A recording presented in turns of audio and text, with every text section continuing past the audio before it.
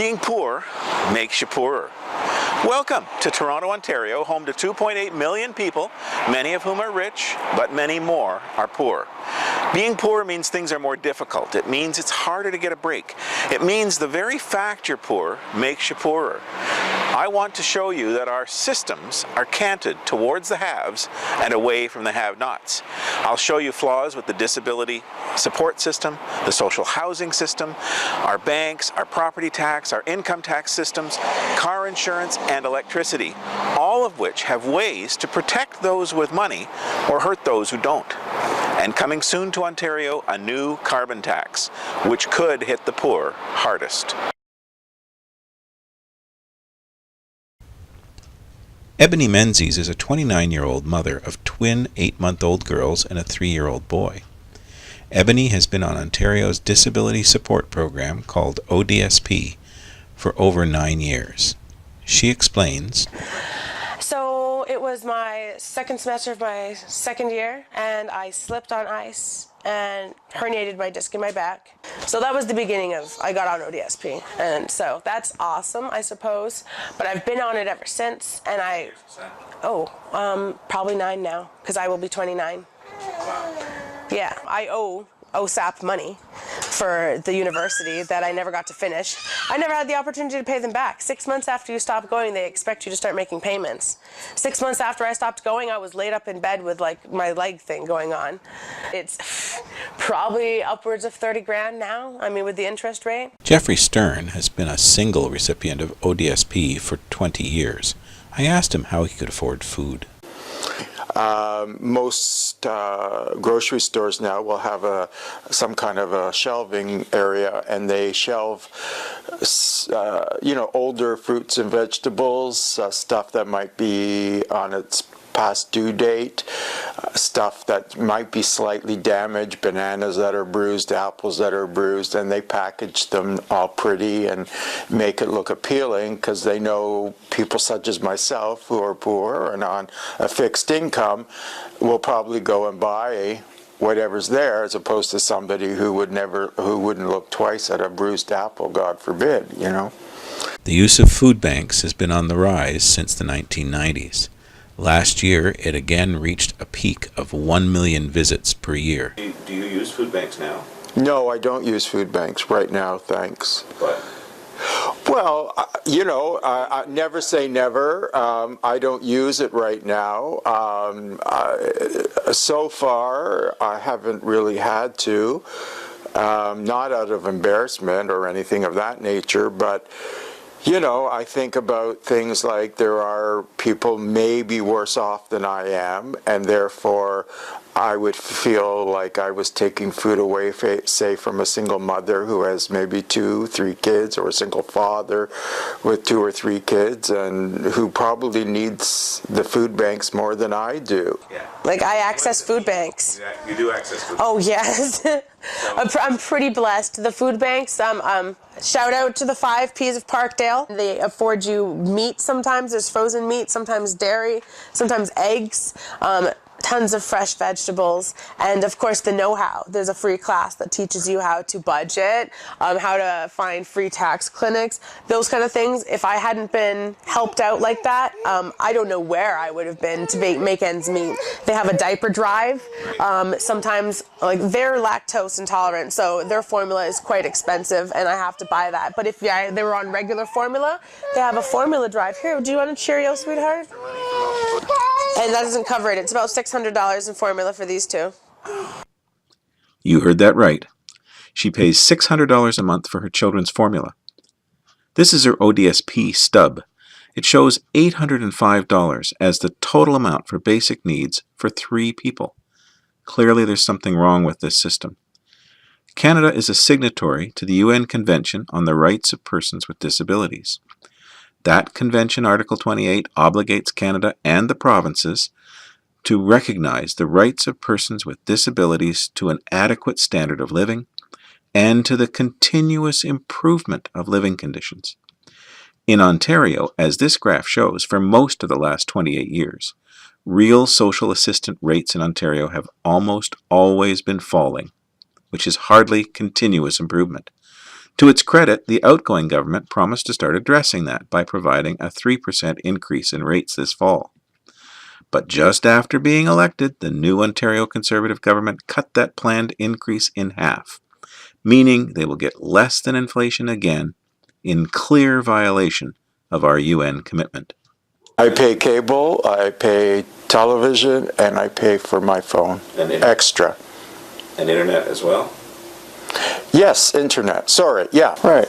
Well, that's my only source of entertainment, isn't it? Because as I said, I don't travel, so... Well, you do. You need internet for everything nowadays, don't you? You know? Jeffrey is right. The internet, cable TV, and the telephone are necessary parts of life in Ontario now. The UN Convention suggests that persons living with a disability are entitled to an adequate standard of living. However, in Ontario, the guidelines for shelter costs specifically exclude the payment of telephone and cable TV. Internet isn't mentioned anywhere. I met with Donna Borden of ACORN. ACORN is an organization which advocates for low-income Canadians. ACORN has a campaign trying to get $10 internet for all low-income Canadians. ACORN's advocacy has caused the Federal Minister of Innovation to announce that he will be providing $10 internet for families in receipt of the Canadian Child Tax Benefit. It's a great first step, but it won't help Jeffrey. So we have a campaign where we're pushing for $10 a month for internet for people with low and moderate income. There was an announcement that it was for $10 a month, and it would go for parents through child tax benefit. I met with John Clark, an organizer with the Ontario Coalition Against Poverty. That the present system of income support, particularly the social assistance wing, it works in ways that the term poverty trap is used, and I think it's a valid one.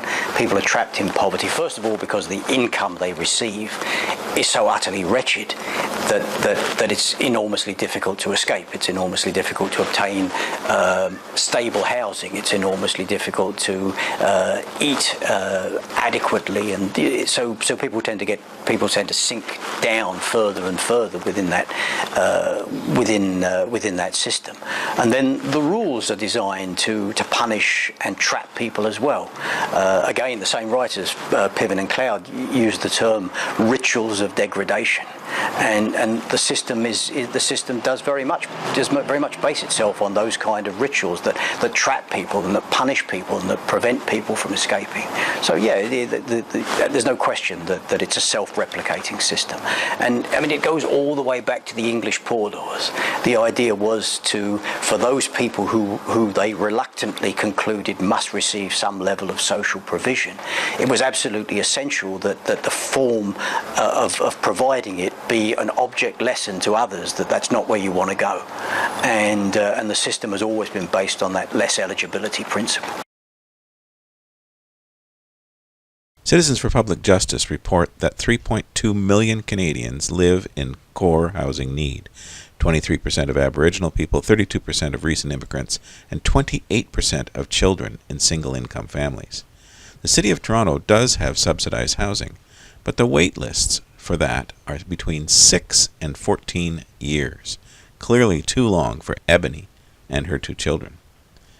This is Ebony's son, who currently lives in Kitchener. She is not allowed to have her son live with her. I'll let Ebony explain to you why that is. Well, CAS decided that they wouldn't let me have him because they didn't think I had enough space for 3 kids. I moved in here with my mother-in-law, which was also kind of like a society stipulation. They said they didn't think I'd be able to handle all those kids by myself. I needed a support system. We live in this 2-bedroom apartment here, and they figure that my son needs his own room because he's a boy. I'm not even talking about having him full-time at the point. I was just trying to discuss having overnight visits with him. Currently, I drive to Kitchener to see him twice a month. Once again, here's Ebony's pay stub from ODSP. She receives $833 for housing. Now, you'd think that's because she's sharing, but in fact, that's the maximum allowable under ODSP rules. Oh, no. This apartment that I'm living in right now is $1,350 for this 2-bedroom. Right. And feasibly, if I were to live on my own without my mother-in-law, I'd need a room. They'd get a room, and my son would have a room. So a 3-bedroom up on the other floor in this roach-infested building costs about $1,500. This is the City of Toronto. Inside the City of Toronto, the little blue circle represents the town of Weston, formed in 1796 with its own storied history. Weston has its own farmers market, and once was home to a lot of Toronto's manufacturing industry. People lived in the tree-lined, leafy streets east of Weston Road and shopped on Weston Road itself. However, most of that manufacturing is now gone, and most of Weston's residents live in the apartment towers that dot Weston Road and form a dark and forbidding canyon there. Weston is a part of the riding of York South Weston, which has the dubious distinction of being the poorest riding in Toronto. Weston had all the major bank branches dotting Weston Road and along Jane Street. But over the last 23 years, one by one, each of those bank branches has closed, has moved its account to other branches distant from Weston, and has forced its patrons to travel to those distant branches. At the same time, payday lenders have sprung up till there are 13 of them now in the town of Weston. Forest Hill is a community about the same size as Weston in terms of population. Here are the banks that have left Forest Hill. Here are the payday lenders that have arrived in Forest Hill.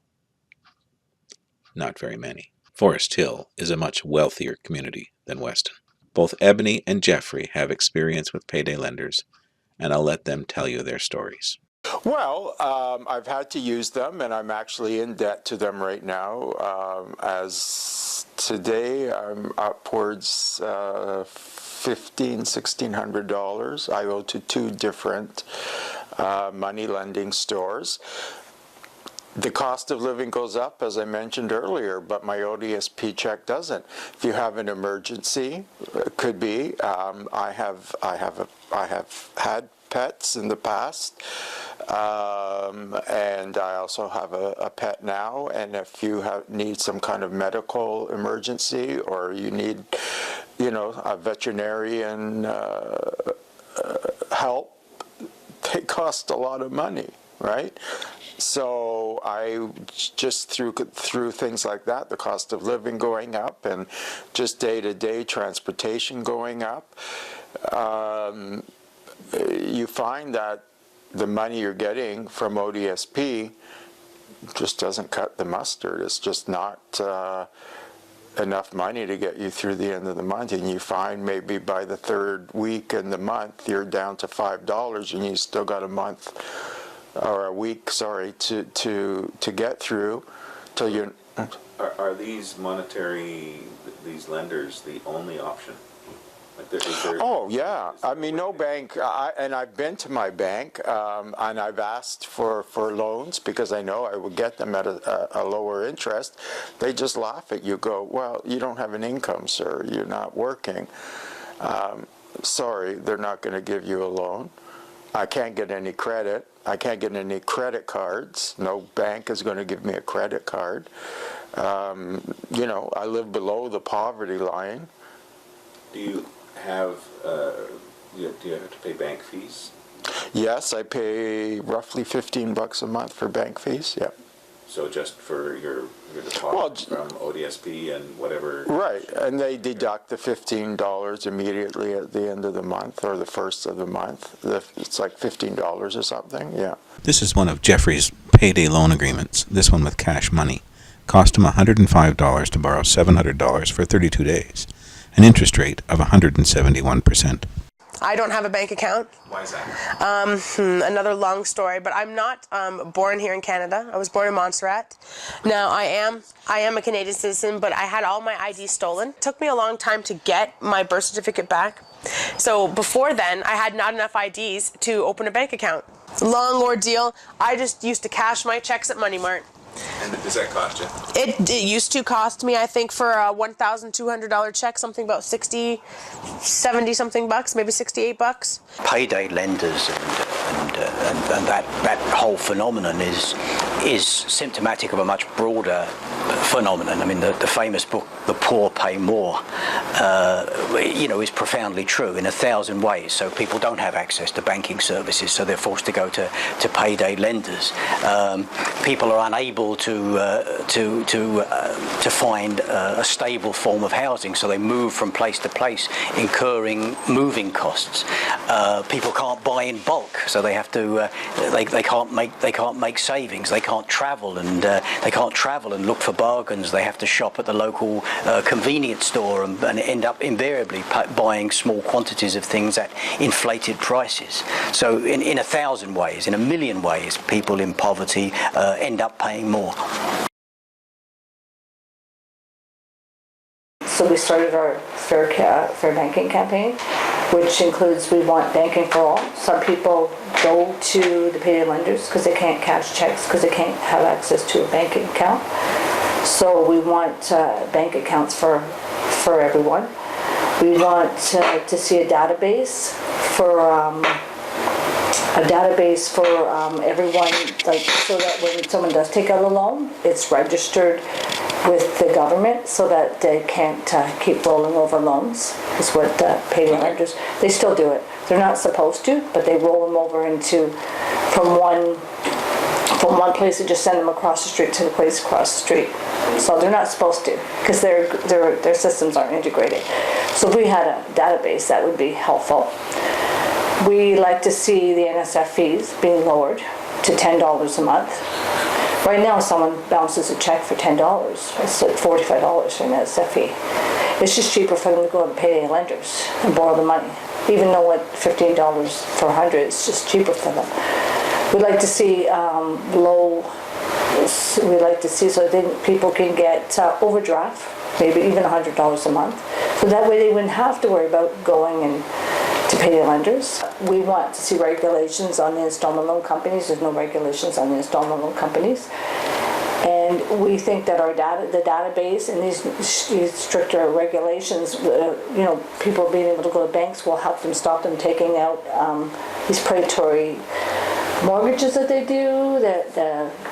It includes pay for own, rent to own for furniture. The car dealerships, they take out loans. So we're fighting for all of this.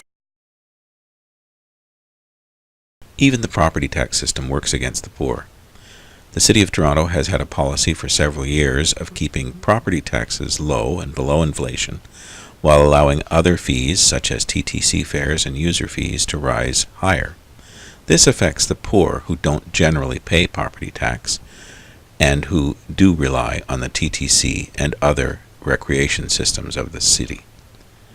I asked John Clark to comment. And on principle, we believe that public transit should be a free and accessible public service. In a healthy society, it would be. And that would be to everyone's advantage, economically and in terms of the quality of people's lives and the environment. In 1,000 ways, that would make sense. But at the moment, of course, we've gone in the opposite direction. We've gone in the direction where public transit is run as a quasi profit-making enterprise. They even call you customers when you get on the TTC, and that leads to a situation where poor people can't access transit. It leads to a situation sometimes where people get on without paying and end up having to pay fines. There's all sorts of ways in which it works to people's enormous disadvantage. It impacts people's lives. They stand much less chance of obtaining employment. The quality of their lives is reduced. They can't visit family. Their health is impacted. I mean, these things all compound. Our income tax system is also canted towards the haves and away from the have-nots. Our federal and provincial systems include a series of non-refundable and refundable tax credits. Non-refundable tax credits only apply to you if you have an income that caused you to have to pay tax. So things like the child credit and the disability credit federally are not available to Ebony or Jeffrey because they had no income. The only federal refundable tax credit available to them is the Goods and Services HST GST credit, which is paid to them as a separate check every 3 months. In Ontario, there are a series as well of non-refundable and refundable tax credits. And the only refundable tax credits that are available to Ebony and Jeffrey are the political contribution tax credit, if they gave to a political party, and the Trillium benefit. To add insult to injury, in 2015, the incoming Liberal federal government introduced something called the Middle Class Tax Cut. This tax cut was applicable to the earnings between $44,000 and $89,000 and was a reduction of 1.5% of the taxes owed. This amount was paid to everyone who earned more than $44,000. $0 was the tax cut provided to anyone earning less than $44,000. You can see how this might seem unfair to the working poor and the low-income people in Canada.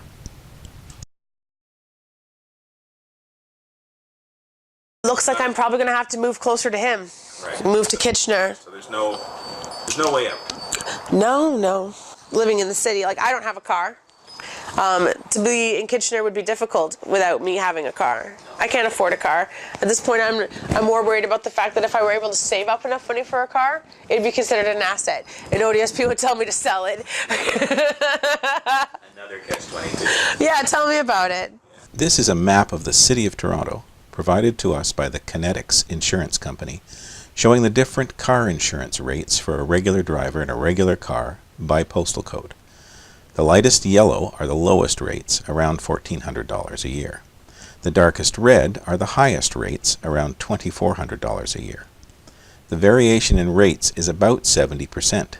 Insurers will tell you that the differences in rates are because of higher frequency of collisions in different parts of the city. Now let's take a look at the City of Toronto police map of collisions involving personal injury over the past 7 years. It's pretty clear there is no wide variation in frequency except perhaps in the downtown core. If we overlay the police map on top of the rate map, you can clearly see that higher rated areas have about the same frequency of accidents as lower rated. In fact, the downtown core is a lower rated area with a clearly higher frequency of accidents. Now let's look at the income distribution map for the city based on the 2016 census. The darkest blue postal codes have the highest incomes, while the lightest areas have the lowest incomes. There is clearly a pattern of higher income in the center and west areas of Toronto. Now let's look at what happens when you overlay the income data over the car insurance rate data. The areas of highest income in darkest blue overlay almost precisely with the areas of lower car insurance rates in light yellow. Areas with lower incomes have higher insurance rates. Why is this? It's an unintended consequence of the insurer's wish to divide the geography into smaller and smaller pieces. Insurance companies base their rates on the cost per collision. That cost is much higher in some neighborhoods than others. Insurers are responsible for the cost of sick leave and medical expenses for persons injured in an accident, but they only pay after the employer has paid. Areas of high income have good employer sick leave and medical plans, so the insurers don't pay much. Areas of low income generally have more precarious employment, with little or no sick leave or medical benefits, so insurers pay more. So they charge more in those areas. Another way, being poor makes you poorer. You or your mother-in-law pay the hydro bill? Yes. You do? Mm-hmm. So you're getting the rebate from the province on that? I don't know. I pay her and she pays the bills. What about hydro? Do you pay your hydro? No, it's included. I live in a subsidized housing unit here, and it's covered by. But the hydro is part of the. You don't pay it separately. No, I don't pay it separately. You're not entitled then to the Government of Ontario rebates for hydro that they produce. I presume not. No, I've never heard of that. I don't know anything about it, so I guess I'm not entitled to it now. In fact, neither Ebony nor Jeffrey are going to get the Ontario Electricity Support Program rebate.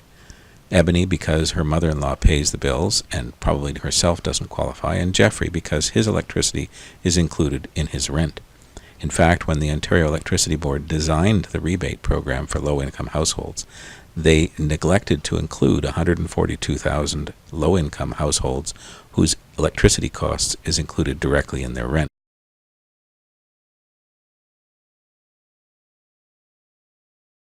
Climate change is real. The Intergovernmental Panel on Climate Change, a collection of climate scientists working for the UN, has reported that it is caused by man, mostly by our emissions of carbon dioxide from the burning of fossil fuels. Temperatures across the globe are rising each year, and the more greenhouse gases we put into the atmosphere, the worse it gets. The only doubters are a few politicians. It is already being felt here in Toronto through extreme weather events. In July of 2013, over 100 millimeters of rain fell in one evening, and the result was hundreds of flooded homes and hundreds of millions of dollars of damage. This TTC bus barely managed to get through. Agnes Luongo tells us about her house and car. I've been living here for the past 42 years. Now, I'm extremely overwhelmed as to what happened yesterday. It's undescribable, you know, because the water came all the way up to my veranda. You know, it kept coming and coming and coming. Everything was covered. The fence post, you couldn't even see it.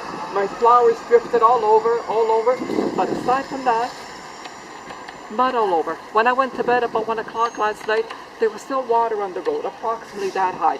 By the time I got up this morning, everything had subsided.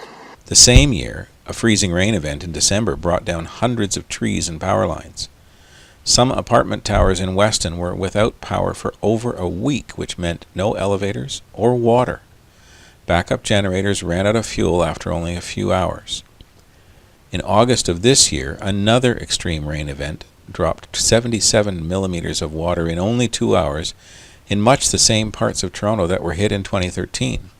Resulting again in flooded basements and the harrowing escape of 2 men trapped in a flooded elevator. Again this year, extreme heat events caused over 70 deaths in Quebec.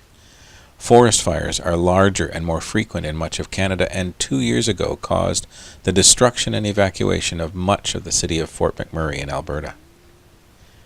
Canada's federal government has been promising to do something about our share of the problem for many years. Mostly, those promises have been empty. The latest promise made in Paris in 2015 was to reduce our emissions to 30% below our 2005 levels by 2030 and by 80% by 2050. But how? Economists have long argued that fossil fuel use is too easy and too cheap. They argue that the cost should include the potential future costs of the ravages of climate change. In order to make the polluters pay, various governments, including Canada's, have proposed a system of taxation of the use of carbon fuels. Ontario and Quebec instituted a cap-and-trade regimen in conjunction with California, while British Columbia and Alberta charge a carbon tax. BC's system has risen to $35 per ton of carbon emitted. BC included tax reductions for low and middle income earners and a rebate for the lowest incomes. Alberta's system is at $30 per ton and provided a rebate system for low and middle income families. The government estimate of the cost of the tax is about $500 per year per family. Ontario had no rebate. The plan proposed to use some money to allow low-income families to buy used electric cars, but this was never implemented. The plan also referred to the electricity rebate system, but that system is not universal, as we have seen. The Auditor General of Ontario estimated the cost of the cap-and-trade tax to be $285 per family by next year. I asked Ebony where she would find the money for a carbon tax. Out of thin air. Let's see, that'll mean like I can't afford toothpaste. Stop this. I asked Jeffrey if he could avoid using carbon. Are you in a position to change how you heat this place? No. Are you in a position to change how you cook? No, Are you in a position to change how you use electricity? no, not at all. We, as a civilization and as a species, have to build a sustainable relationship with the planet on which we live, or we're going to be doomed, and we're going to take a lot down with us. There's no doubt that that's true. But having said that, I don't think there's equal culpability in society or in this world between rich countries and poor countries, and between rich and poor, even within rich countries. And the burden has to be equitably divided and shared out. And so there has to be mechanisms to ensure that the poorest people are not being hit punitively with the costs of dealing with things, whether that's through a credit system or whatever it is. But we can't have a situation where people living in abject poverty are facing an additional burden. As a project in our policy class, we wrote to then Premier Kathleen Wynne, urging her to implement a rebate for low-income persons. She responded to suggest her ministers would consider it, but nothing was done. Peter Tabbins is the MPP for Toronto Danforth. He is the NDP critic for energy and the environment. I asked him to comment. When we first saw the cap and trade program come forward from the Liberals, we tried to formulate a series of principles that would guide us in our critique of it. And there were three elements. We felt that any program had to be fair, it had to be effective, and it had to be transparent. And I won't talk about the lack of effectiveness or the lack of transparency, but it was pretty clear to us that even the minimal conditions of fairness that were at work in the California cap and trade system weren't set up in the Ontario system. In California, roughly a quarter of the funds raised through cap and trade are supposed to be allocated to low-income communities or vulnerable communities that we're going to have a tougher time dealing with higher energy prices. So we proposed an amendment to the cap and trade legislation that would have made provision in Ontario for low-income, rural, and northern households to have a specific share of the cap and trade investment in an effort to reduce the extra energy costs they were going to have to carry. That was not something the Liberals accepted. We also put forward an amendment to allow for a distribution of cash rebates, again to northern, rural, and low-income households, which is something that wasn't supported by the Liberals or the Conservatives. So we have a system set up in place that doesn't, in fact, embody that condition of fairness that we think is essential to a carbon pricing regime. Well, I think the principles that we set out in dealing with the provincial cap and trade would apply to our critique of a federal carbon tax, and I would hope that our federal colleagues would take the same position, that it had to be fair, effective, and transparent. And certainly fairness is going to mean that for those who are in a position where they have low incomes or because of geographical circumstances have unusually high energy costs, should be provided with some further support. Exactly what the shape of that support would be, we're not recommending at this point, but if you're going to go forward with a system, you have to ensure that those who are going to have the toughest time with that new system get help. Provincial Liberals instituted the cap and trade program. Did ACORN ask for anything? We did. We asked for the funding that came from there, the revenue that came from there. We asked for the revenue that came from there to use for programs for low income. And did they do that? They said they would get back to us and let us know. So no, and now it's being canceled. So yeah. For its part, the federal government has promised to implement a carbon tax on any province which doesn't have an equivalent system of its own. Having scrapped the cap and trade system, Ontario will have the federal system imposed in January. The tax will start at $20 and rise to $50 per ton of emissions by 2022. The federal government has announced that rebates will be provided to households in Ontario of roughly $300 per year. After repeated questioning, the feds have advised that these payments will be available to Ebony and Jeffrey and others in their circumstances. It means they will break even. But it was certainly not by design. And everyone gets the same amount, so those who can avoid carbon taxes will come out ahead. With threatened lawsuits and other political maneuvering, who knows how long this rebate system will last.